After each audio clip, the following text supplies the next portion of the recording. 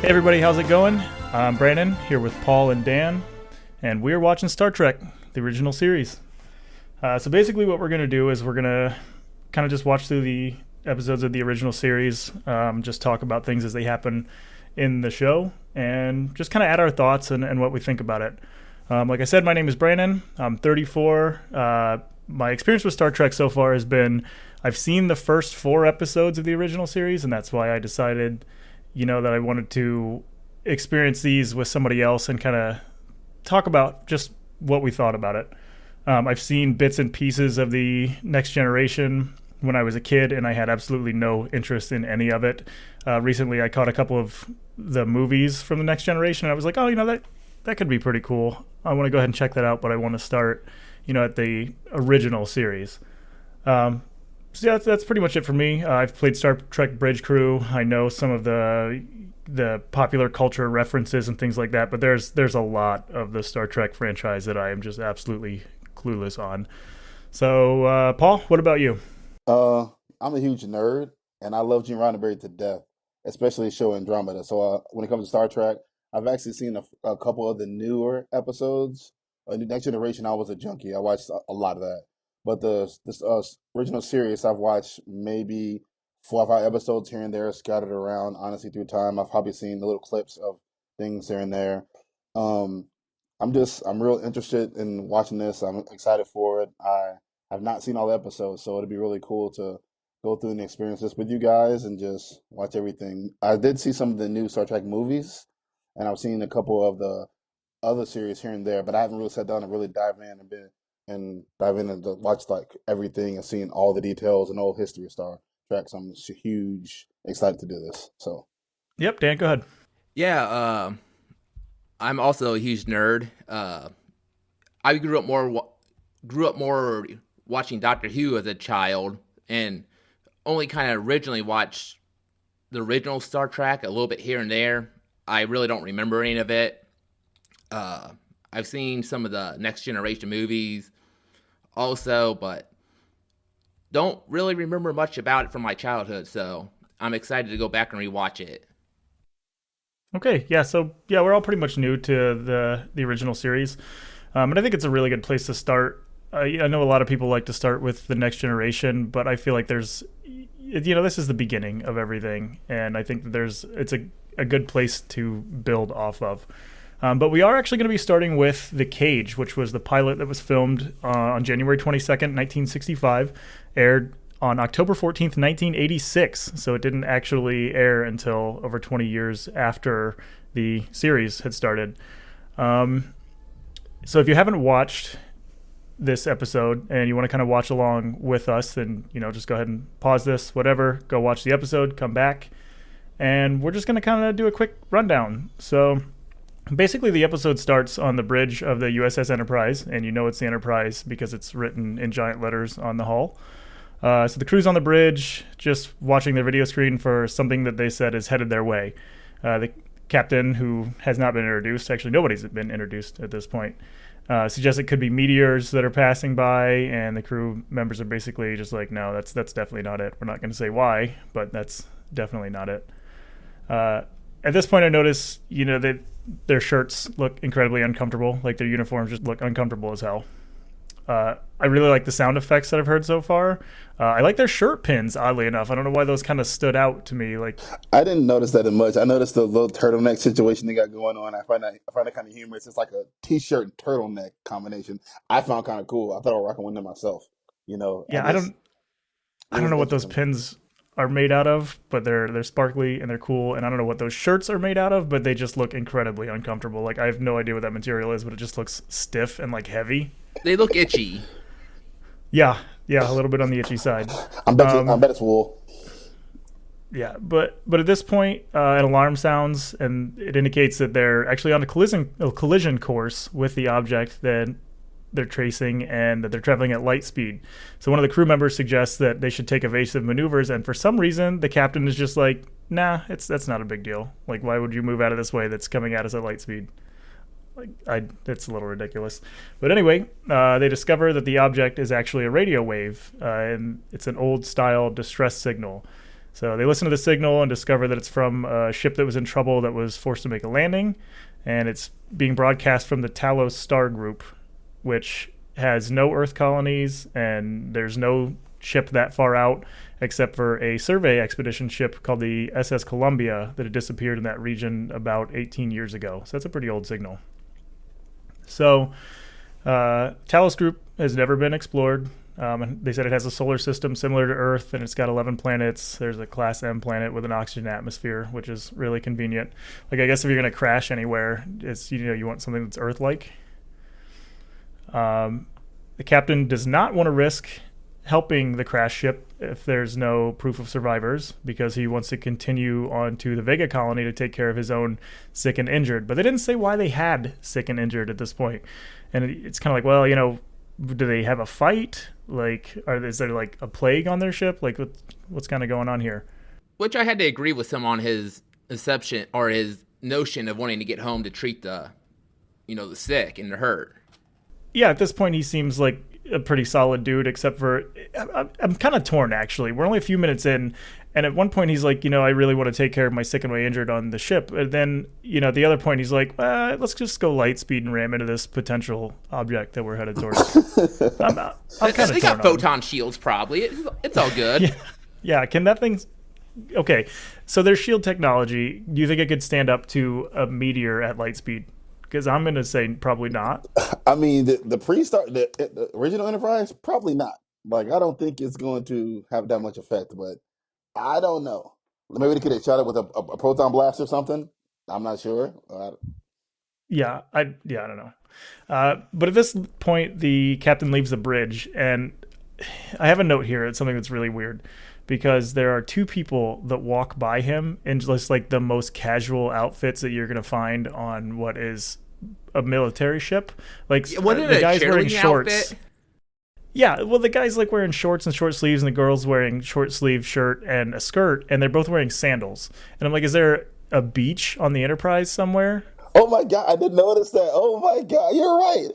And they're headed like towards the bridge. Like, okay, maybe, there were some scenes we didn't see that, he went around a few corners, but like, why are these people just walking around in the most casual of clothes on a military ship? Oh my God. Don't they have the holodeck? I don't know. See, I've heard of that, but I don't know if that comes into play in this series. That's interesting. I never would have noticed that. It was just so jarring because there's no explanation for it. They go for like this, military setting where everybody's super serious, and then the next thing you know, you've got this couple just kind of walking by in sandals. Well, if you pay attention though, when he leaves the deck, he turns around like he's in an elevator. Yeah. So if you think about it, he hits the elevator and comes out. Then maybe when he comes out the elevator, he's walking through a room. So maybe there's kind of... Yeah, like, did the elevator take him past, like, the beach deck? Do they just have a whole deck? It's just, like, sand, and there's some water on there, like a pool or something? And he goes to captain quarters when he's coming out, too. So maybe he goes down, goes to a room, goes to the quarters area, and that's where people are casually dressed. I'm not sure.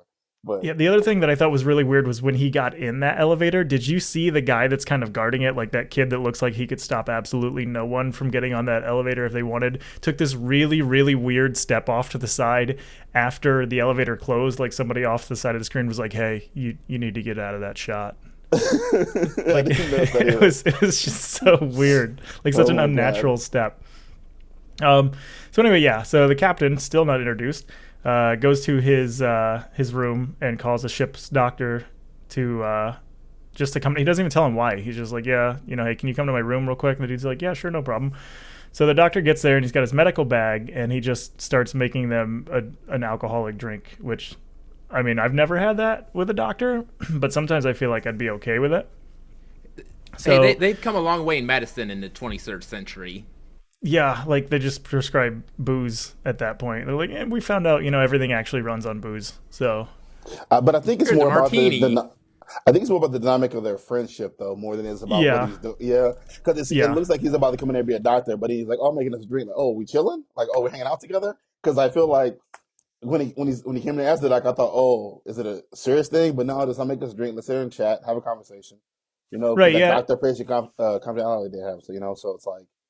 And I'm kind of thinking the same thing because like he goes in and immediately calls the captain Chris. Like he doesn't address him, like I Captain noticed that whatever. immediately. He called him Chris, and my brain went, "Oh, I thought Captain Kirk was first thing was James," and that's when my brain started wrapping around what was going on.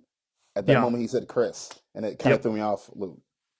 So they kind of have this discussion, and Captain Chris discusses that they just left a fight on Rigel 7, so that explains why they have sick and injured. And that actually got me thinking about what they were doing on Rigel 7 that made them fight, because I thought they were just kind of like an exploration group. So like, what are they doing going to other planets and just getting into like brawls? Like, are they? I thought they were just supposed to be kind of like meeting people and just being like, hey, we're out here doing stuff and not just like getting into battles. But they don't talk about that at all. I think more and more though, as I think about in my head, I think more and more it's about discovery, and then more is about war. I'm assuming they got pulled into war or something. You kind of see what's going on. But I think the cool part about the whole scene in general, not to get too deep, is the fact that like you never see a captain very rarely, like at the end of his wits, like yo, I'm over this. Like I'm done. I'm over it. The responsibility of it all. You see him talking about it, you know. Right. And Yeah. and, and that's and then talk to the like I'm over it. Like I'm over this. I need to get out of here. I think that's really cool in general to be like to have that sound interesting. The thoughts process of somebody's been through war and stuff like that, and they just had enough. Like I'm at like I'm over it. It's hard, stressful. I'm going through. I'm gonna go live the simple life. Yeah, he kind of starts to go through the fact that he's tired of being in charge and making the important decisions about who lives and who dies, and then he decides that, or he's talking about he might actually be resigning. And when he starts talking about that, he goes into detail about his life from before being a captain, about where he lived and having horses and all of that. And then he talks about, well, maybe I'll go be a trader on Orion. And then the doctor makes a really weird remark, and I don't know if it's just his delivery of this line, but he's like, says something to the effect of like, oh, you, a trader on Orion dealing in green animal women slaves? Like, is that green animal women slaves? Is it green green animals, comma, women, comma, slaves? Or is it literally like the animals are green and women and slaves? Is that how he phrased it? Yeah, he's like, yeah, you dealing in green animal women slaves? Like, I guess. So at this point, Captain Chris starts to make remarks like, oh yeah, you're starting to talk like a doctor instead of a bartender, which leads to actually a fairly decent line in which the doctor says, well, we both get the same two types of customers, the living and the dying, which is actually a pretty well written line. I thought that wasn't terrible. Uh-huh. But then at this point, Spock pops up on the screen, and we know it's Spock because he says he's Spock. And that's the second time we've heard anybody's name, but there's been a lot of dialogue so far. So he pops up and he's like, oh, hey, we found that there are survivors on Talos. So they get back to the bridge. The crew explains that they have intercepted a message stating that there are 11 survivors on the planet and that the planet has water and oxygen and has obtainable food. So again, like not worst case scenario, like they didn't land on, the xenomorph planet or something. So that's cool. Mm-hmm. I do love how it's a fax though. Yeah. Yeah, Dude, that's like what I was about to say. Oh God, I swear, I'll stop to say that. Dude. That little fax paper that came out with the little paper sheet, I was like, yo, this is so like. I laughed so hard because I love the design of the props in this show. Everything up, I love. It's so corny. It is amazing. It's so weird because like it's trying to be like super futuristic, but still obviously stuck in the technologies of the '60s. Yeah, was faxing a thing in the '60s? Or did I they? Think it's a printer. Did they I think predict it's a printer. I know. I think they sent that and it just printed out stuff. Technically, it's a fax, but I think it's more like they printed something. And I just found it. I found it very, very like when it happened. I thought, yo, that is so corny and funny. That is so. Yeah, and the dude's like, oh, this is the message, and then it cuts off there. Like, nah, you guys just ran out of ink or something, or you didn't want to wait for that like 56K connection to finish, intercepting that system. But that is enough for Captain Chris to decide that they were going to go to the Talos system and see what they could do. At which point we got a really weird, like, star overlay effect of them just kind of standing around and like shots of the ship, and there's like this really weird just overlay effect on the screen that I thought didn't fit at all, and you don't see anything like that the rest of the episode. Yeah, like nobody move or the ship will crash. and Yeah. hyperspeed. I wrote that down, that word effect, because I thought I know what it is actually. So it's part of the time. It's the time era thing. At that part of the time, they tried to make things feel a little like sci-fi and weird and dreamy. And I assume that when it did that at the time, they thought that that gave the effect of a light jump or light speed or a transporter speed. That's Yeah, what I like thought at I the get that time. that's what they were going for. It was just I just thought it was a really weird effect that didn't fit. Like it didn't fit anything they had Yep. done to that point. Because like if you take a look at the Enterprise on the inside, like it looks pretty legit. None of Yeah. those buttons or switches or any of the lights or anything are labeled. So I don't know how they know what they're doing. They must have some extensive training. And actually, when I Yeah. played Star Trek Bridge Crew, we could play on that Enterprise. And it was so confusing. Like nothing was labeled, and I don't know how the hell they did it, and I don't know how the hell we survived.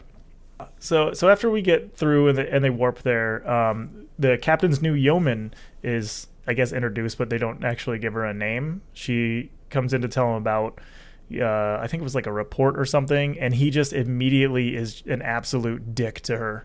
Like just an absolute asshole, and he's Yeah. like, "Oh, I thought, only interrupt me when it's time for my reports." And she's like, "Well, it is time for your reports. It's like 5 o'clock or whatever." And he doesn't apologize or anything. He's just like, "Oh, all right." Like, just what an absolute ass. You can kind of see she has a thing for him by looking at him, like she look at him like he's like, you kind of see that, but Yeah, it's like, yo, you kind of Well, be maybe that's why she likes him. that could be. She might be into that kind of thing. So she leaves, and he's like, "Oh, yeah, I just can't get used to the idea of a woman being on the bridge." But he says that to a woman who shoots him like a pretty dirty look. dude, dude, dude. It's like a situation nowadays, bro. You cannot go there, bro. Like you didn't think about your surroundings. Like, come on. Yeah, Oh, exactly. Yeah, you're different. Like, oh, I know we don't talk to guys like that, but you're different. I don't like guys like that, but I like you. Like, but I'm one of those guys though. Like, yeah, but you're different. yeah, He's Like, like, you "You're my can't use number that as a one. You thing don't anymore. count." and that's You don't the other count. thing Yeah. too. Is okay. So after this whole thing, they talk about how they got a reflection from the planet's surface, and then they want to send down a landing party of 6. And then he tells her, he's like, "Oh, sorry, number one, we gotta go, but you're in charge." And like, is she the number one, or is her name number one? Like, is he number 0? Mm. Well, I think she's number one. No, because if I remember right from the Next Generation, Captain Picard calls his number Wave Cracker is number two, number one, calls him number one. So I think it's a thing they call their second in command. They call him like number one behind, and it's weird. So they decide that they're going to send down a landing party of 6 people. So they teleport down to the planet's surface, which actually I really liked the effect there. Like I expected something way more cheesy and like just kind of janky for the 60s, but it was actually a pretty solid teleport effect. I wrote down teleport scene sounds weird. I don't know what it was about the sound, but I thought it just sounded weird.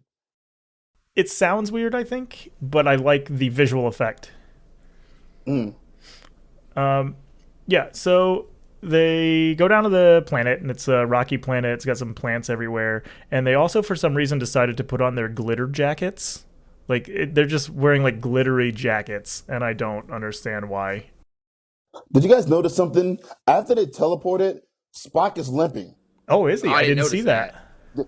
that. You don't notice that? Uh-uh. Yeah. So when they land, he starts walking, whatever. He's walking with a limp, and I looked twice, and I thought, yo, like, did he get hurt? And I thought, oh, maybe he got hurt on set or off set or something. If you notice, right when he lets the teleport, you see him walking. He's walking like with a limp, Huh. like he does listen limping. I thought, oh, maybe he got hurt off set or something, and he messed up his ankle or something. Right. You can see it for like a speck of a second. I was like, oh, I noticed immediately. Maybe the teleporter didn't put one of his bones back in the correct place, and so he's just stuck like that. So you got to Yeah. chance it again. Like it's a small chance that it'll happen, but he's unlucky.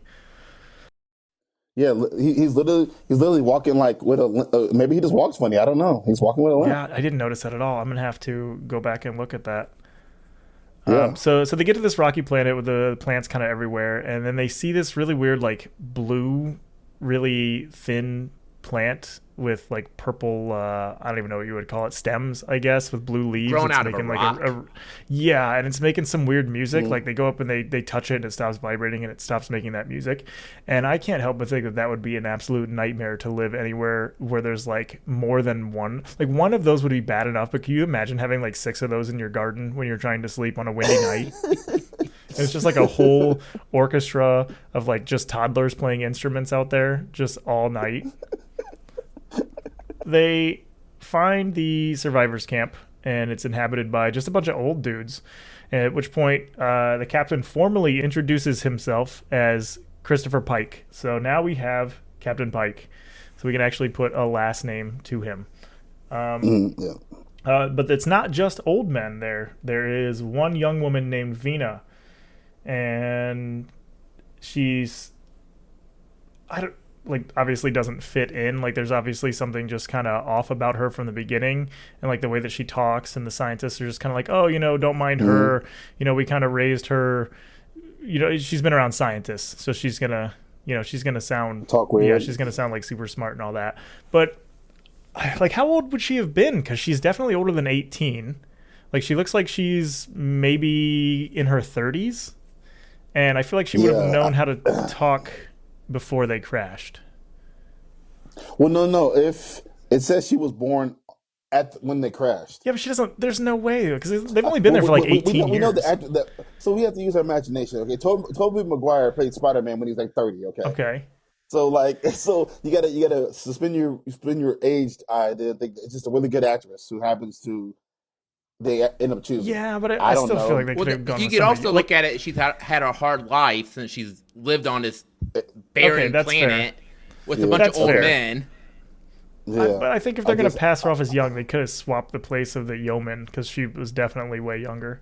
Maybe not way younger, but looked younger. Also though, if you think about it, it's like a generational thing for actresses back then. Like her style it seems older. Maybe she actually is younger, but she just looks older. Yeah, that could be too. You know, because the hairstyle back then, the way they did makeup, everything made people have this like 1960, 50 glamour about them, and the glamour made them look older. So I'm not sure how old she is. I didn't research it or nothing to look up, but Yeah, that's one of those things that just I thought so. kind of struggle with this pilot so far, is that I tend to forget that it was filmed in the 60s until something happens that I go, oh shit, that's the 60s. So yeah, I guess I'm with you on that one. The one reason I noticed this old school is because the main actor, the guy, I don't know who it was for a minute, his voice is one of those old school voices. Like it's deep. It's one of those strong voices. Yeah. So every time he speaks, I'm like, it reminds me, oh yeah, okay, this is an old school movie by the way he talks. He has that, whatever they looked for back then, the Clint Eastwood, the Charleston Heston, all those guys had the real nice, those strong voices. That's what he has. Okay. So that's what every time I hear his voice, I always think about, okay, it's an older school movie. Right. So at this point, my notes get to be a little more shorthand, so I'm just going to have to kind of fill in things from, memory, and you guys are going to have to help me out here. But I have actually, my note here says, weird brain dudes watching them from a screen. So the weird brain dudes, I guess they're called Telosians, because they're in the Talos system. Yes. But yeah, they, and you can tell right away looking at them, they have that classic, like, we obviously have telepathy look to them.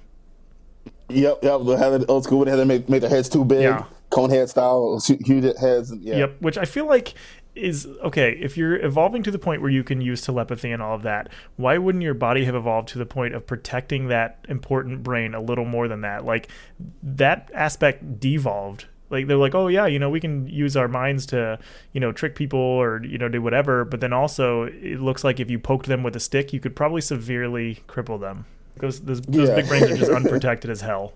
It's one of them old school things back in the day where they didn't think logically or think about the aspect of it. They just like, oh, they're smart, give them big brains. Yeah, make their heads big, give them smarter. Like okay. So at this point, Vina's acting kind of like a creeper and tells Pike that she wants to show him her secret or their secret, which I don't know, but she leads him away from the camp. And leads him to something. She's like, oh yeah, you see this thing right here? And he's just kind of like, no, I don't. And then the survivors and Vina all just disappear. I mean, that's kind of naive captain following the woman. I mean, hey baby, what's up? Would you come over here real quick? I got something to show you. Oh yeah, sure. I'm so naive. I know I'm a captain of a starship. Yeah, I'll go over here by myself with an alien lady I just met less than 5 minutes ago. They go over here around the rock in this yeah, corner. I guess. Oh yeah. Well, she How gave off naive that is that? Like, impression that she wanted him bad right off the bat. She's like, yeah. oh yeah. It's yeah, still weird. It's still You could weird, tell she especially was the way she was thirsty. talking. Yeah, she's like, look, it's been yeah. nothing but old dudes out here this whole time. I'll tell her. She's like, yeah, I'm trying to give me some action. Get over here, baby. I'll show my secret around the corner. So once everybody disappears, the Telosians just kind of pop up and just start shocking the hell out of Captain Pike and render him, I don't know if he was unconscious. I think he was unconscious, yeah. And they put him in their secret rock elevator, which, I mean, that's pretty cool. They got like a elevator hidden in the rocks there. So at that point, the crew members somehow, after they find out, oh my god, these guys are all disappearing, we should probably go find our captain because he went off with a strange chick. They go to where he was and they see him going down to the elevator as it closes, and they start shooting at it, and they shoot at it a lot. Like a whole lot, like a ridiculous amount. I want to say they spent like 30 seconds shooting at this thing and just doing absolutely nothing with it. Yeah, one dude's beam just kept going and going and going. He didn't cut it off at all. It Yeah, just kept going. yeah. It's like They brought, and he do it it's the only idea they had. They're just like, well, what do we do? The shooting's not working, and somebody in the back's just like, keep shooting, and they just keep shooting. So I don't know. But anyway, Spock calls the ship and lets the rest of the Enterprise know that it was a trap. And he's got a cool little communicator thing there. Like, I think all of their props so far have been pretty cool. The flip phone. The flip phone, man. Yeah. Yo, what's up, fam? Yeah, do they totally call that Yeah, I flip like phone? it. Yep. The flip phone, definitely. Think about it, it was made a lot, way early. So Yeah. we have it today. Flip phone. Yeah, except theirs has like a really weird like cheese grater on top of it for some reason. Which, I mean, I don't know. Maybe it's like a multi-tool like flip phone cheese grater. Because, sometimes you have to, when you have to make a phone call, but you also have to grate cheese. Oh, yeah. It comes up a Put lot. some cheese on it. Yeah, it comes up a lot. So Captain Pike wakes up in a cell, and he's kind of looking around, and he sees, I don't know what this is. It's like a weird pig ape man. Like, it's like an ape man with weird tusks and a snout. And then there's also just like some big humanoid bird thing, which, for the time, I don't think they looked too bad. Obviously, it's like dude in suit, but they didn't look terrible. I noticed something when he first came up and looked at the glass. I think the glass wasn't that high above his head. Really? Like it was like I thought I noticed the line of the glass wasn't that high, and it aged weird because it'd been remastered. I could see the top of the glass, like it was like in a line. But you couldn't really see it unless you paid attention. Yeah, and that's the other thing we should probably note is that we are watching the remastered edition on Amazon Video. So I don't know how. Obviously, like I said, I had seen the first 4 episodes a while ago, and I don't remember any of them. But they didn't look as good as this. I think I was just watching like a regular edition that Netflix had, and it's not on Netflix anymore. So I'm curious to see kind of what stuff like that you can spot, because I didn't notice that at all, and I wonder if that is something that was brought out in the remastered edition. Not sure. But so it looks like Captain Pike is in like some kind of zoo with just like 2 other animal things, but possibly some other things. And then the Telosians show up, and they just kind of look at him like he's dumb, and they start communicating through each other telepathically, which we all saw coming. Like, come on, with big brains like that, they're obviously they're not going to be like super strong or something. That would not make any sense. So then they start communicating with each other, and you can see their brains like moving in and out, like kind of like pumping, like they're just it's really weird. It's a weird effect because you would think that would be a more solid mass and not just like a bunch of air pockets in there. Well, you would think it'd be painful. Oh yeah, what the hell would that feel like? Like, how sometimes you kind of you can feel like your pulse in like your eye or something like that. Like, I wonder if that feels like that on the back of their head. He's like, man, I got one hell of a headache right now. Yeah, and it's just, oh man, you would always be able to tell if somebody was lying. Like, oh bro, we're gonna go like for some pizza afterwards. You want to go? It's like, no, I got a really bad headache, and they're just looking at him because his brain's not pulsing. So they tell Pike that they wanted to do some experiments on him, and obviously they're super vague on that. So back at the ship, the crew is talking about the illusions that they saw at the camp, and they're like, oh, we should try to get a big gun and blast that door, because obviously all the little guns didn't work and we really don't have any other idea what to do. Chris was obviously the big brain on the ship, because they're just like, oh, we blasted it once and maybe we could try blasting it again just with a bigger laser. I'm like, all right, whatever, that might work. My issue with that whole scene is they figured out that mind illusion thing way too fast. Yeah, immediately. Dude, immediately, I thought, it just, it takes a minute to, what happened, what's going on, let's figure it out. Well, the doctor was down there when it happened, and even earlier he said, like, all these people are in really good health, and they shouldn't be. Yeah, that's true. Yeah, but I wouldn't have made the leap. But I mean, they figured out they figured out like the idea behind it, or what's going on, or how they should counter it, or understand the danger of it. Like, they figured it out way too long. Listen, right now, if somebody got me with the mind of illusion, that I wouldn't even get there that far yet. Right. That would be like the last thing I would even get to. I wouldn't be able to get to as far as they got that quick. I mean, they're smart people, whatever. Yeah, well, I wonder if that's like one of those things where, they didn't explain anything going into this pilot. And it's one of those things that's like, damn it, it's telepathic people again. Like, we just saw this 3 times last week. I'm just wondering, if they've encountered it before.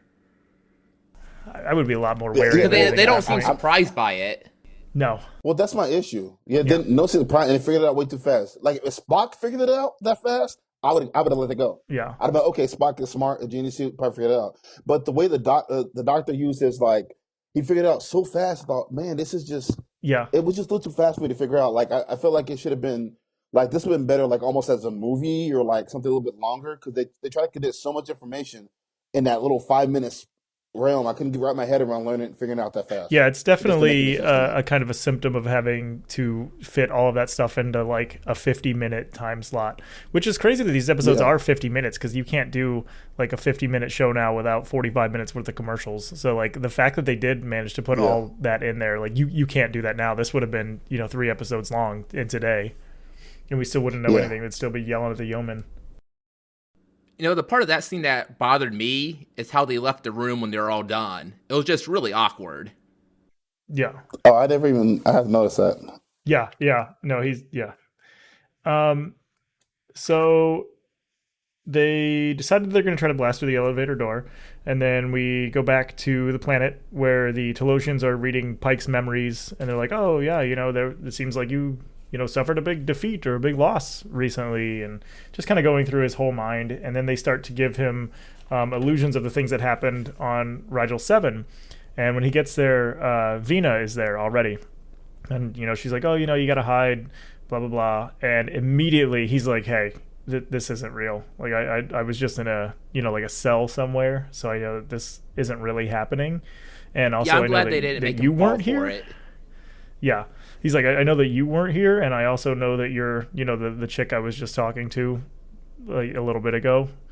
So he's just not having it at all. Like, he's definitely not an idiot. We can give him that. Like, he likes his crew. He's kind of a dick. He's not an idiot, and that seems so far that's just Captain Pike. I made the notes. The captain is very smart. Yeah, and I like how he talks out loud.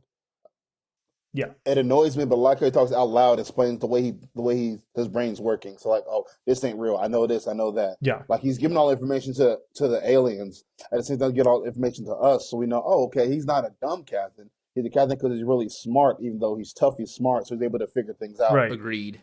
Also a dick to his yeoman. That's why the other one quit. The other one died on Rigel 7. Quitting, dying, same thing.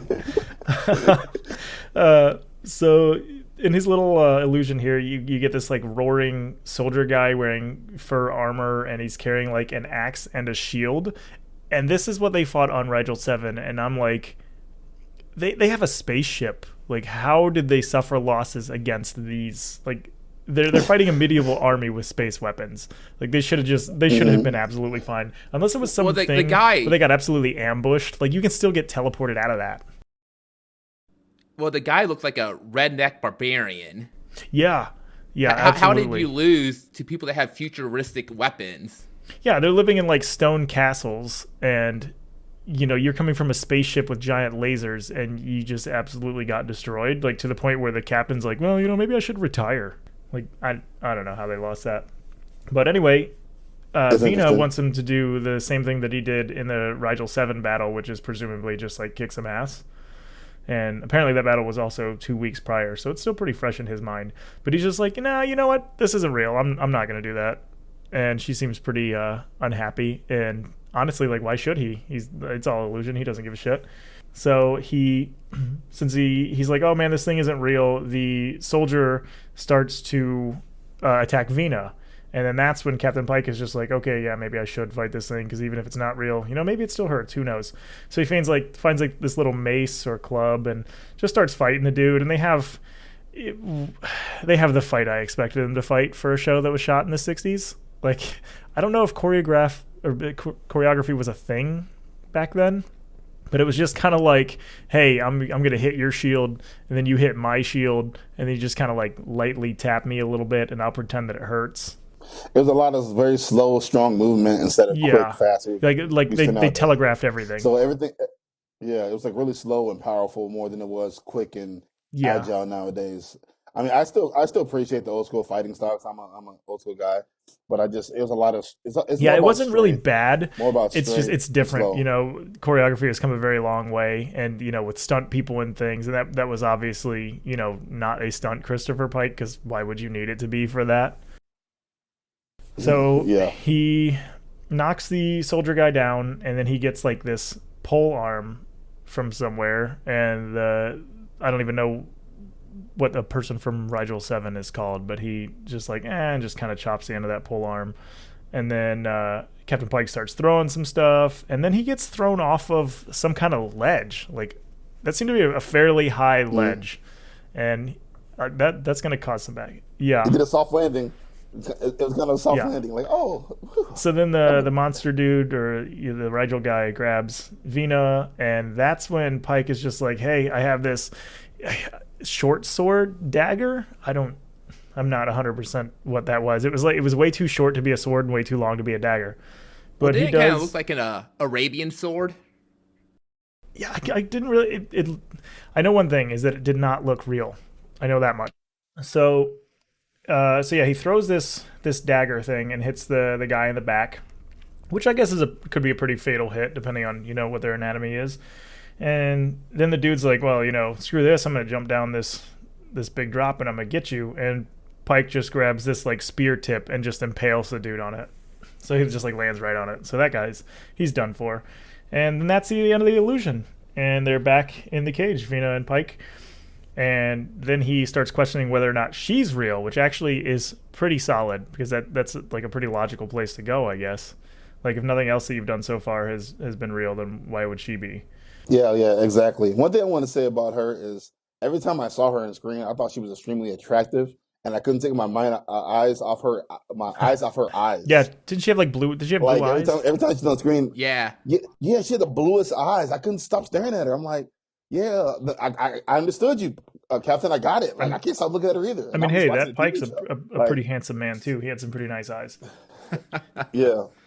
Uh, so Pike wonders if the brain people are watching him and if they feel everything that he feels, which is a really weird leap for him to take at that point. Like, he's like, oh, are they kind of living Mm. vicariously through me? Which he's making some strides here in a very short amount of time. So at this point, Vina's like, well, I don't know anything about that, but why don't I just try to seduce you? And then again, he's just like, nah, I'm not having any of that. Like, he's I'm just more not interested in the falling for anything. aliens. Yeah, he's just not falling for anything. He has no interest in her or this situation. He's really just kind of over it. He's like, I know everything about you guys. It's an illusion. You feel through me. I'm not going to have sex with you. I just kind of want to go home.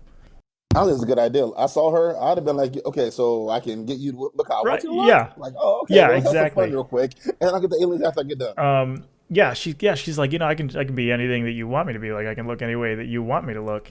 I'm like, I mean, okay. Like, am I really in that bad of a situation that I'm going to say no? Like, possibly not. I was thinking about retiring anyway. So, what better way? Like, I might as well be a caged animal for the rest of my life. Yeah, but if you have everything, if they're willing to provide you with like illusions of basically anything and everything you could possibly want, is it really that bad? Like, over time, Exactly. I feel like I'd forget. Yeah, they're literally going to make it. Exactly. All illusions that you can have, the good life you have. Like, I know this ain't real, but it Yeah, sure feels real. it's that whole It thing does. from the Matrix where the dude's eating the steak and he's like, oh, I only Hmm. know this tastes like steak because my brain's telling me tastes like steak, but ignorance is bliss. So Well, um, yep. so then we go back to the crew and they have a big laser to blast the door, and it's got a pretty cool effect. But dear God, am I glad Hmm. I don't have epilepsy because, dude, those flashes and colors I'd have been done for. Hmm. Like, I feel like the streaming services should probably put some kind of warning up before that. Yeah, because Epilepsy that was a warning. lot. Like, I'm sitting here, it's like 10 o'clock at night. I'm sitting in my computer room and I've got the lights off and I'm watching this. And then, like, my neighbors have to assume that I was shooting off the world's most quiet fireworks in here just from the flashes of colors that would have been coming through those windows. This blast, speaking of the blast, my issue is why the hell didn't they have the laser on full power at the beginning? She says, "Hey, increase the power." I thought, why is it on 100% power already? Why are Yeah, we increasing the power? Like the captain's in there, man. Like it's 110% from rip. Like why are you? I didn't get why she said increase the power. I thought, wow, why isn't this on full blast yeah, already? they I didn't took get it. like the Dragon Ball route where they're kind of like, oh, I've only been giving it 10% of my power. Like, no, yeah, you should probably start, Yeah, at maximum. it started. Yeah, Yeah, but it doesn't work. It looks like nothing at all is happening due to them just repeatedly firing off this laser, this very colorful laser. So we go back to Vina and Pike, and she she wants him to think about something that he wants, like what is basically kind of like his fantasy that he wants, or like what does he really want to do. And then he's like, okay, well, how about you give me some info, like let's kind of work together, you tell me things and then I'll help you out. So then Vina tells him that the Telosians cannot physically control him, but that they can still punish him in some way, which you would think that if they could get into your mind, they would be able to maybe not control it, but at least influence you to do things. I don't know. I figure they could show you your worst nightmare or show like I think the idea is for us and other things where they could like shows the person you love like dying or getting burned to death over and over again, and Yep. eventually break down. Yeah, like I just imagine them showing you your worst nightmare over and over and over, and finally you're like, okay, whatever you want, I'll do. She then kind of starts to tell the story of the Telosians and how they moved underground after thousands of centuries of a war, and it destroyed their planet. And then they used captives kind of as a theater, and they do actually experience, the feelings that whatever, being their whoever's mind they're infiltrating, and that they're trying to get their captives to reproduce so that they can repopulate the planet, and they want some humans because they think that they'd be some pretty cool slaves. At this point, one of the Telosians comes in the room and makes Vina disappear, like she's just gone.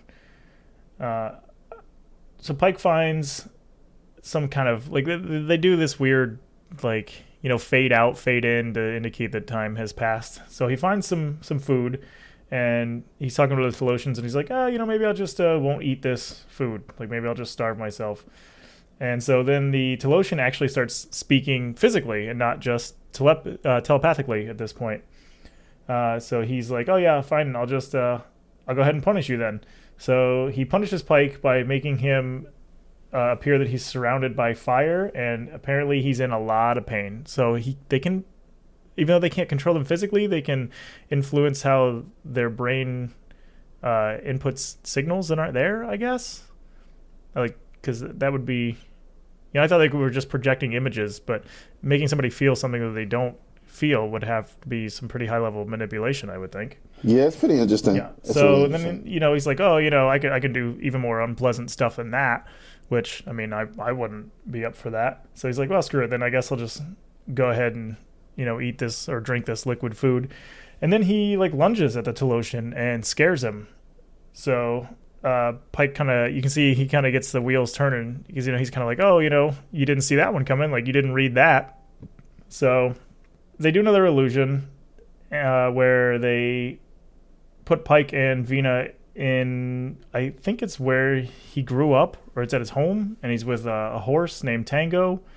And he starts asking Vina more questions about the Telosians, and she is trying really, really hard not to talk about it. And then she kind of like drops this bomb that like, oh yeah, we're Yeah. married. So he gets this kind of like, he's, oh yeah, they want us to love each other, they want us to be together, but he can't, he's not, I don't know if he's sure why. And he's super confused about that, but he's also like kind of accepting but not really. And then he confirms with Vina that they can't read his primitive emotions, so stuff like rage and anger and all that. um that's why he managed to scare the Teloshan dude. Vina confirms that Captain Pike was picked because that is her idea of a perfect man. Which, I mean, like I said, he's not terrible looking. He's pretty smart. He can be kind of a dick, but whatever. So at that point, they changed the illusion to, I don't even know what this is. Like they're in some kind of Middle Eastern looking area during like some kind of party or something, and for some reason Vina is green.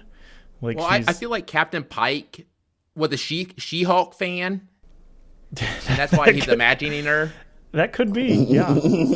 No, this is it. Listen, that moment when the doctor mentioned the green animal Yeah. slave girls, whatever, right? He said that. This is the moment because they must have went to a planet in the past that had green girls that were Yeah, that I feel like there's slaves a that were lot of sex slaves or context something. missing. So I'm assuming that so I'm assuming that they went to a planet like that before that had all women that were green that were all sex slaves or whatever. And so he's like, oh, would you want to live your life on a planet like that? And then come around, they're on this now. Now they're in a planet where he can live all his fantasies Yeah, I and have don't that know. green animal slave girls. Whatever. So Well, like what he even mentions that they enjoy it. they enjoy it. Yeah, so they probably thought that I assume that they're trying to give him like his freedom, like, oh, you can do whatever you want to in It's a this really world, and these weird girls will insight, up for anything. like a weird and Like, oh, okay. unnecessary insight into Captain Pike that he likes green women. I feel like that's something I don't need to know about him, and that it's not going to lend itself to anything in the future. No, not that it's not about the green women. It's about the women that'll let you do whatever you want to. It's about the illusion of not having any control or all control. Well, you could tell Yeah, all the wheels were turning in his head Yeah, when he was it watching was a her. really weird scene, and like he's surrounded yeah.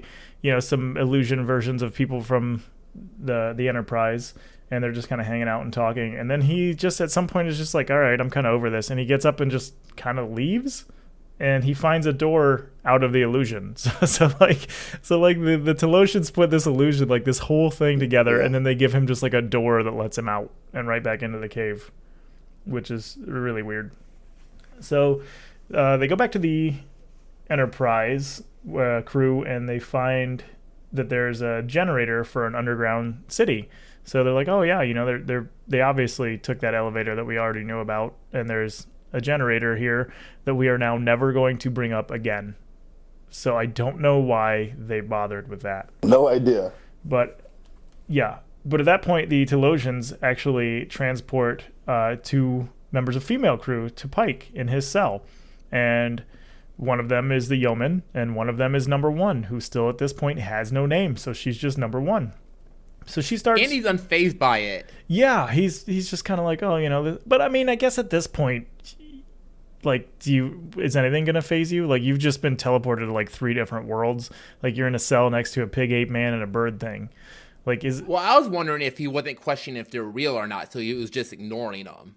yeah, he's just kind of like, well, real or not, I don't care because I'm Captain Pike. No, he accepted them. He accepted them too fast for me. Like he didn't think they were illusions. He thought they were real, not illusions immediately. Like he didn't really think like, oh, are they real? Like he didn't answer the question because he immediately reached inside Yeah, her jacket and yeah. grabbed That's the other the thing is gun. they came down with their weapons too. He grabbed it. So like yeah, so like he didn't think, oh, they people aren't real. He thought, okay, they're real and they have weapons. I don't think he didn't have that initial like, okay, are these people real or not conversation. Like he didn't have that at all. He just automatically assumed they were real Well, and I started wonder if he grabbing their did that weapons. because I don't during really. the previous scene when they were on the picnic with the horses, like, oh, I need a sugar cube, and like, oh, they thought of that. So Yeah, I wonder if he's like, oh, hey, my crew would have their guns on them. They would know that. this point of the episode kind of gives me the feeling, and I know that this is not the case because this is not how it works when you're filming movies or shows, but it feels like they started filming this thing from like beginning to end, and then they hit this point and they're kind of like, yeah, we don't really know. We're just gonna make it up as we go along, and we're just kind of ready to be done with it. Like I know that's not the case, but that's kind of how it started to feel. For me, I took it differently. I took it as in like they showed all these different women throughout the episode, different types of women. They had the smart women, they had the attractive women, and then they had the alien woman. And they put the man in a room with all three and Yeah. said, "Hey, choose. Do you want the smart? Do you want that, or do you want this?" And I think that's kind of I assume that's what they were leading to the whole time. Once they got here, I thought, okay, Yep. And Right. so they get down there, and number one starts to talk to Vina about her age and how something doesn't really line up, with the whole timeline of when they crash and how old she is. But she gets interrupted. And then Pike is just like, well, you know what? I'm just going to be really pissed off and in a rage all the time so that they can't read what I'm doing. And Vina's like, well, how long you need to be able to keep that up? A couple of minutes, couple of hours, like whatever. Which obviously they're not very familiar with me because I can keep that up for years. But then Pike, he's kind of getting, obviously he's trying to be mad, so they can't read his thoughts. And he's asking the Telosians, he's like, well, is your blood red like ours? Because I'm gonna find out. Which is like the rawest damn, thing you dude. could ever say, bro. That's the rawest thing you could say about like your blood red. Oh, we gonna find out right now. Like, Do you okay, bleed? like, yeah, I get that you're mad and you're like being held captive and all this, but I mean they haven't really done anything that terrible to you to this point. Like, geez. That's like Batman, Superman. It's like, do you bleed? You will. Like I was like, oh my god. Like it's one of those lines that he said. Like it's just one of the lines he said. I was like, oh okay. Yeah. Like he's serious. So this is the point when the Telosians are like, okay, yeah, we brought you these two to give you some choices, and they're like, oh, number one over here, well, she fantasizes about you, Pike, and she's just kind of like, and then they talk about the yeoman, and they're like, well, she has a strong sex drive because she's young, which, I mean, I don't know. Makes sense. Yeah, he doesn't care about either one of them. He's just like, nah, I'm not doing this right now. But I think he sees through the psychological games that they're trying to play with them. Yeah, and the whole time he's just been kind of uninterested in just like anything. He's like, nah, I'm not buying that. But I mean, honestly, in that situation, I'm picking the yeoman. So that's where I'm on that. Yeah. I don't know about you guys. I'm picking Vina. I picked Vina a long time ago, man. Yeah. It's a tough choice, but I think I'm picking the I'm with yeoman. you, the Yemen character. But here's the thing, though. Does it really matter if they can be turned into anything you want them to? Exactly. 'Cause I can make it a yeoman. Well- What are you talking about? I get the best of everything. Why can't he have all of them? Why is that not a problem? Because Vina could be all of them anytime she wants to be like, hey, baby, I want you to be number one today. All right, baby. That's true. But He can literally have 3 of them. But to the same point, is he whatever she wants him to be? But like he just doesn't know it. Like could he look different to her and he just doesn't know it? Oh, that's a very smart. Oh, that's a good question. I guess they could change him too. If they wanted to. Yeah. Because like I guess we're just looking at it, strictly from the male perspective. Like, oh, we can make her whatever we want. Like I feel like there's got to be something in it for her too, right? I think way earlier she mentioned that she thought they looked at him and thought he was the perfect man for her. So she's already decided that he's perfectly the way she wants him to look. Yeah, she's just like, all right, I'm cool with this. He never brought it up at all. He never mentioned it. Well, that would have been the first man she's ever saw, though, right? Well, no, they all saw each other. Remember, they all the guys came in there at the same time, and she immediately focused on Captain Yeah. because she had all the. And plus she was with the old scientist dudes, which I mean, there's, maybe that's not her thing, but I guess if the Telosians can make one of them look any way she wants, like, does that matter? Actually, why did they just pick Pike if they could just do that? Well, remember, oh yeah, you're right. I don't know. That's a good point. So anyway, back on the Enterprise, Spock is taking the place of the captain right now, and he's just like, you know what, we're done with this. We're not screwing around with this anymore. For the safety of the crew, I actually we're really gonna like get out that. of Like, fuck it, we're leaving. Yeah, it's just like, screw these guys, screw Captain Pike. The yeoman number one. I don't care. We're just out of here. So they go to try to leave, and the Telosians have actually disabled the ship. So it turns out they're not actually going anywhere. These poor guys, like every time they cut to them, they're there for like 2 minutes, and they make a normally pretty reasonable decision, and it just doesn't work out. Like they just have no luck. So back on the planet, Pike and everybody else is down there sleeping, and one of the Teloshan dudes decides to go through a secret door to try to grab one of the weapons that Pike threw down when he got pissed off when it didn't work, because he was trying to shoot, when they teleported the other two in, he tries to shoot at the glass and nothing happens, and he gets mad and throws a weapon down. And now this Teloshan dude is just like, yeah, I'm just going to go through this little secret door and kind of grab this real quick while everybody's sleeping. And Pike jumps up real quick and just grabs the dude by his throat, like just full on, like just throat rip. That looked awesome. Action, getting ready to, yeah. So the Teloshan dude, he's like, oh yeah, well, look at me, I'm a pig ape thing now. And Pike's like, no, you're not. Like, I know that's not real because I haven't bought any of this. Why would I buy that? So Teloshan dude's like, well, I'll just destroy the Enterprise then. Which, if they can't physically control a person, what could they do to the Enterprise? But I guess at the same time, they could give people on board an illusion that would make them somehow sabotage the ship. Yeah, I'm assuming. Or if you think about it, whatever technology they use somehow shut the whole ship down. I don't know where the technology came from. So I'm assuming did it shut the ship down, or did they have an illusion? Well, that's kind of, I don't know. Yeah. So then, well, they were hacking the Enterprise on top of shutting it down. Yeah, that's what happens right now. Is on the Enterprise, the Telosians are going through the ship's computer and kind of looking through Earth's history, and it turns out our history is all just absolute garbage. Like they're basically browsing through Reddit, where you only see the bad stuff and you never see anything good. Or they're just like watching the news. Where's the firewall for the Enterprise that they were able to easily hack it that easily? And what are they doing? Just flying around with like a data disk of the Earth's history. Like, is that in case they meet other species and they want to share everything we've done? Because they really pick like the worst parts of everything we've done. Like at that point, you would think that they've like cured global hunger or something. Hey, there's no diseases or anything. They're like, yeah, we want to teach you about those atom bombs. Yeah, but I think it might be a complete history though, like the good and the bad. But some people only focus on the bad because the bad is so big and immense part of the good. Well, maybe that's what they were only looking for also. Yeah, I don't know. Back on the planet, Pike finds out through, choking this Telosian that the weapons malfunctioning were actually an illusion and that they did blast a hole in the glass and they could have gotten out. So then they're just like, okay. And then they just leave. So they go back to the planet's surface where they find out that the laser cannon worked on the elevator as well, but that was just an illusion, so they didn't know that it had worked. So then the Telosian guy that he took with him, he's like, oh, we wanted you to be here, to come out here and start a new life and create our slaves for us.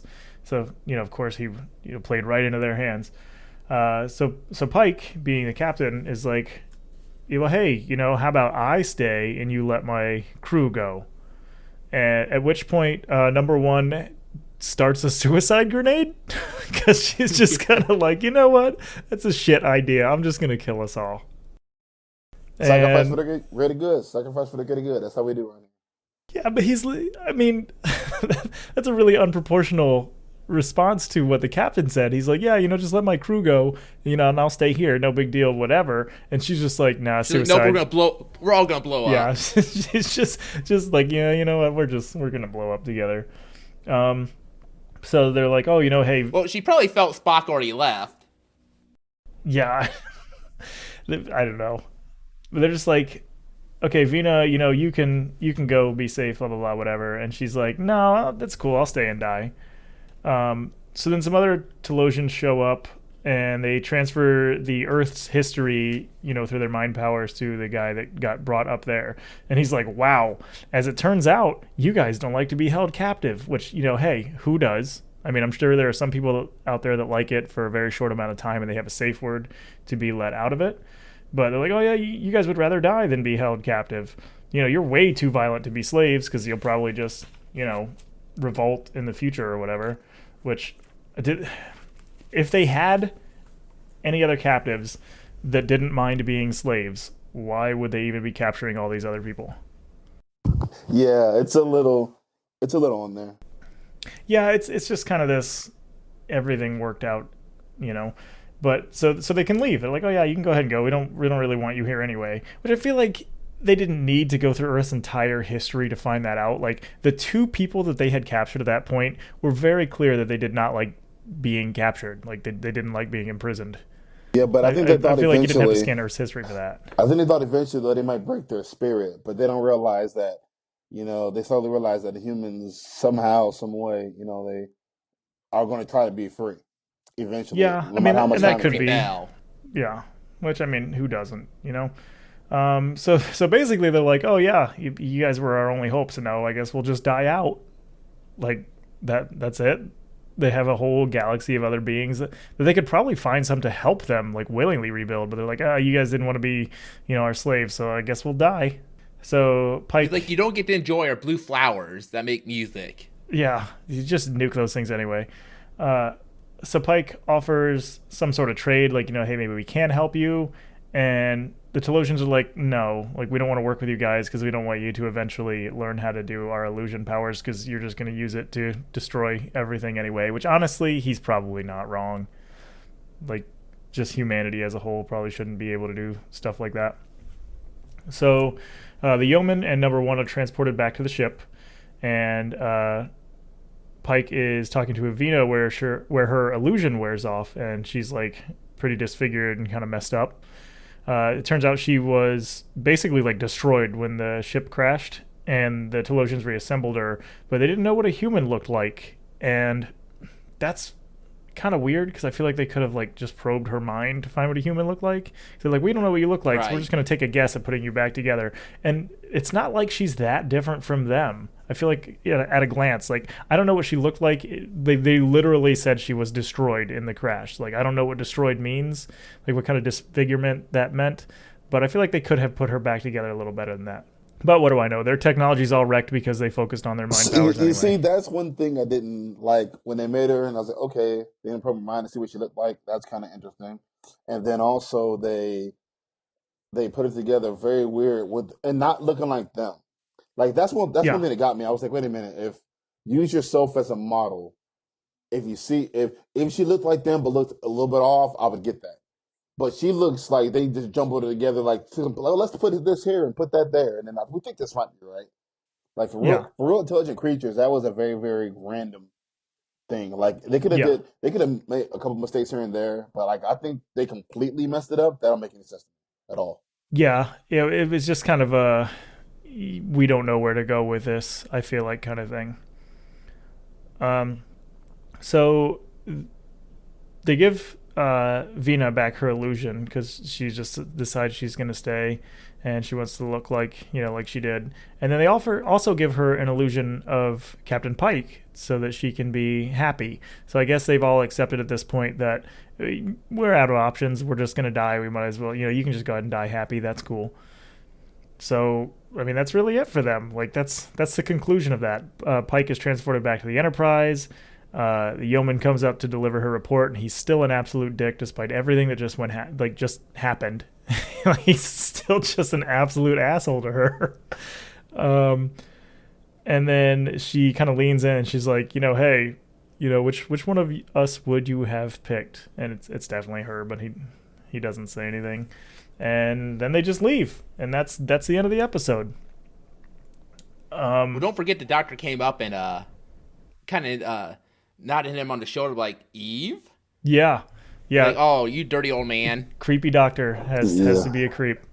yeah. But yeah, that's the end of the pilot. Honestly, I liked it, despite the few little things that I thought was wrong. I didn't think that it was enough to really detract from the episode, and I'm pretty excited to see what we have going forward. I know that this is a series where there's not continuity between the episodes. Everything is kind of its own story, but I liked this. Like I liked the idea of it. I liked the way that everything was put together.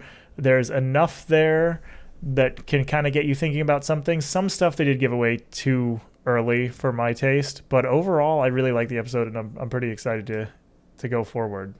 I like the episode. My only issue is the fact that I know in the future all these people are going to be gone. So like, because I know that this is like the pilot without all the characters, and I know who other characters are. But I actually like the Christopher Pike character. I actually heard of him originally. He's actually in the Star Trek movie. He's the captain. He's the captain before Kurt is actually in the newer movie. So that's how I knew. I heard his name before, but wasn't sure who he was.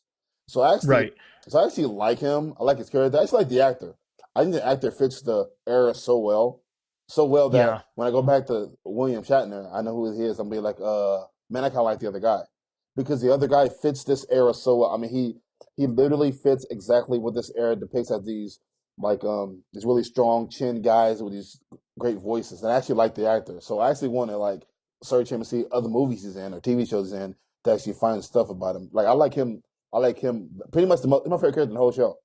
Like I love it. I'm a little torn on Captain Pike, to be honest with you, just because of those weird little instances where he was, this super smart dude, wasn't taking any shit, like didn't believe any Yeah. of the illusions. I'm all about my crew. And then he's like, hey, didn't I tell you not to disrupt me? And she's like, oh, yeah, except Well, for this exact specific reason I'm disrupting you. And then he's like, yeah, well, piss off. I think it's more about the writing than it is about him because Yeah. I know they changed a lot of characters and did things different in the future. So we're interested in the next pilot to find out if it's the same story but different actors or they completely went a different way. Because Yeah, it's definitely a writing thing. the story of the show is amazing. I love the idea of it, like the idea of the aliens and mind thing. We've seen it 1,000 times over history. I actually like the idea of it, and I just think that overall the show is like a 9 out of 10 for me, like particularly for a pilot. And a lot of time pilots are always kind of trash, but Yeah. this is a Agreed. 9 out of 10 for me. I like the story. I like the design. I like the costumes. I like the characters. I like everything about this show. So it's interesting to me that the studio saw and thought, oh, we want to change this person, like change a lot of things. That's kind of interesting to me because actually I like everything about the episode. I like it. Yeah. Dan, I'm curious how they're going to write him off, I, or if they're going to acknowledge it. See, I don't think I it's a don't know write how that off. works, but I'm I think it's curious. 1,000% recasting. So a lot of times I'm a junkie when it comes to TV things. Like so they have pilots and pilots they go and film the pilot and they take that pilot and give it to a lot of studios around or whatever. And then a lot of times like, oh, we like the pilot, but we don't like this actor. We don't like that one actor. It's not very good. So you see a pilot episode of a show, it's episode 2, and the actor completely changed. It's because they change actors a lot after pilots. They do it all the time. But this is the first time I ever saw a pilot that's been released, whatever, and they changed almost everybody. So they like, Well, the cast was pretty solid. That's kind of what's yeah, crazy about for it. idea of an episode, they changed everybody. So I'm really interested to see the next pilot because I pretty much know who all the characters are. So I'm really excited to see everybody they change. I'm really excited for episodes, the next pilot. I Yeah, guess. but if you think about it, though, we didn't really see a lot of characters in this. Like, there's a lot of people, on the bridge and everything, but we had what? We had Pike, we had Spock, the Doctor, number one, the Yeoman, and then everybody else was just kind of like these side people, like unimportant side people. So we really only had like 5 characters, not counting the Telosians anyway. Yeah, I think it's like that too. But also like I think this, if you think about the side characters over time, they become a main character. Like you start learning about their background and history, their friendships or Right. whatever, and they become more and more. So I saw the guys in the background. They weren't really impactful looking or like they didn't give off that vibe like, oh, I want to know about more about them because they weren't there long enough. But I understood the concept of the show and what they were going for this. Yeah. Dan, what did you think of this episode? I enjoyed it for a pilot. Actually, one of the better pilots I probably ever watched. Uh, like I said, I thought the cast was really solid. It's crazy that they're all gonna pretty much leave the show besides Leonard Nimoy. But I'm interested to see where they take the show. Yeah, and like you guys had said, for a pilot, I think it was really well put together. I mean, it didn't feel like that, you know, I think pilots nowadays kind of feel low budget and just kind of feel off, and it didn't feel like that. So yeah, it is really weird that they're going to replace everybody. But um, I don't know. What do you guys want to do moving forward? Are we looking at we're an hour or so into this by the time we get through editing? Yeah, Do we want to do 2 episodes a week, or do we want to do 1 episode a week? I think these initial Well, pilots. I think this episode was longer than most Yeah, episodes. I think it was about a 90-minute episode, where the other ones are, I think, clocking in about I 50 think this one was minutes. an hour actually. I think it was it only an Yeah, hour? I I think it was longer than an was it? hour. yeah. I think mine came in at like an hour and 3 minutes or something like that. Yeah, it might have seemed longer. Yeah, but it was definitely only about an hour. I think that the two pilots we should do one and one because I think it's going to be a lot to discuss, especially particularly the difference between the next one than this one. So because we're going to be comparison and do the next episode at the same time. So I Okay, think that so So we should only watch the first episode then kind of do a I comparison. think it's more of a comparison and a pilot dive for the next one because we're gonna have to because everything we're gonna talk about in the next episode is gonna be so much different than this episode. So I think next one might be one, and then after that we can kind of go moving forward from there on. okay, I can get on board with that. So, for anybody that's going to be listening or following along, we're going to start with the. I guess it depends on where you're watching it. On Amazon, it's labeled as episode 1 because this was labeled as a bonus episode. So I guess we'll go ahead and just watch. I'm not even really sure what the title of that one is. It's the Man Trap. So we're gonna go ahead and watch that. So like I said, if you're listening, you want to kind of follow along with us, we're just gonna watch the Man Trap, and then we'll go from there. We might do 2 episodes. We might do 1 depending on kind of how that goes. But I think that's pretty much it. You guys have anything else you want to add? Nope, I'm excited for Nope. it. I like it. I'm ready to nerd out because I love Jim Roddenberry, like I said before. I'm a huge fan of this, and I'm ready to get the Star Trek thing going on, and then the original series, and then we'll see where we're going next after this one. Yeah, I'm gonna have to watch these at the end of every week so I don't talk about it in the middle of the week because, like I said, I enjoyed that. And I'm looking forward to catching the next stuff. So unless anybody else has anything else, I guess that's where we're gonna wrap that up.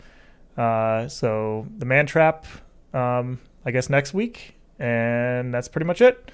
So I guess we'll see everybody next time. All right, peace, guys. Later.